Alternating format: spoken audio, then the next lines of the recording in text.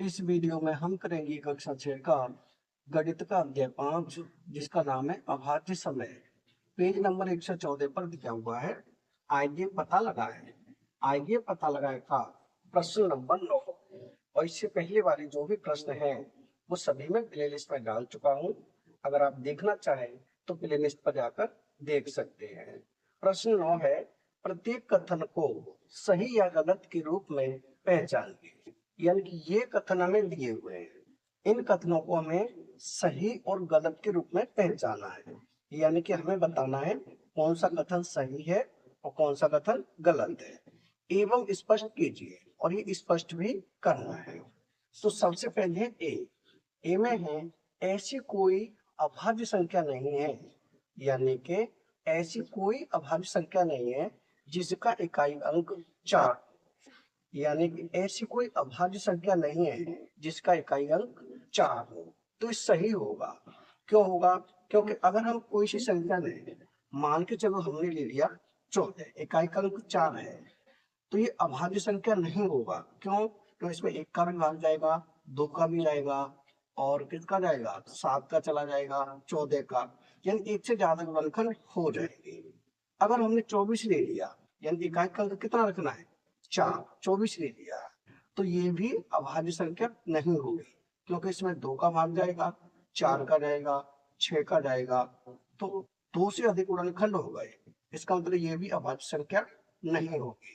तो कैसा है? ये होगा सही। क्योंकि इसमें कहा है ऐसी कोई अभाज्य संख्या नहीं है जिसका इकाई अंक 4 है। ये कैसा हो गया? ये हो गया सही। ये हम लिख देंगे सही। पहले का उत्तर क्या होगा? सही होगा। अब देखें इसका बी। बी भाग में है, अभाज्य संख्याओं का गुणनफल भी अभाज्य हो सकता है। यानी कि अभाज्य संख्याओं का गुणनफल अभाज्य हो सकता है, तो ये नहीं हो सकता। कैसा होगा? ये गलत होगा। क्यों नहीं हो सकता? क्योंकि अगर हमने कोई दो अभाज्य संख्या ली, जैसे 2 और 3 ली, इनका हम गुणा करें कितना हो जाएगा? 6 हो जाएगा। 6 अभाज्य संख्या नहीं है। और दूसरी कोई सी संख्या लें, अगर हमने 3 और 5 ले लिया, दोनों अभाज्य संख्या है, गुणा करें हो गया 15। तो कैसी हो जाएगी? अभाज्य संख्या नहीं है, भाज्य संख्या है। तो दो अभाज्य संख्याओं का गुणनफल अभाज्य संख्या नहीं हो सकता। तो कैसा हो जाएगा? ये हो जाएगा गलत। क्या लिखेंगे? गलत लिखेंगे। यानी बी का उत्तर क्या हो जाएगा? बी का उत्तर हो जाएगा गलत। अब देखें इसका सी भाग। सी भाग में है, अभाज्य संख्याओं के कोई गुणनखंड नहीं होते हैं। अभाज्य संख्या होती है, उनके कोई गुणनखंड नहीं होते हैं, तो ये भी गलत है। क्यों गलत है? क्योंकि अगर हम कोई सी भी अभाज्य संख्या लें, जैसे 2 ले लिया, तो 2 में किसका भाग जाता है? 1 का जाता है, 2 का जाता है। यानी अभाज्य संख्या के कम से कम 2 गुणनखंड होते हैं। कोई भी संख्या लें, 3 ले लें, 3 के गुणनखंड होंगे 1 और 3। यानी कि अभाज्य संख्या के 2 गुणनखंड होते हैं।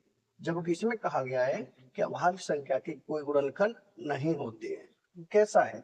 यह है गलत। यह हम लिखेंगे गलत। सी का उत्तर हो गया गलत। अब देखें डी। डी में है, सभी सम संख्याएं भाज्य संख्याएं होती है। यानी कि जो सभी सम संख्या होती है वो भाज्य संख्या होती है। तो ये कैसा है? गलत है। क्योंकि जो 2 है, 2 कैसी संख्या है? सम संख्या है।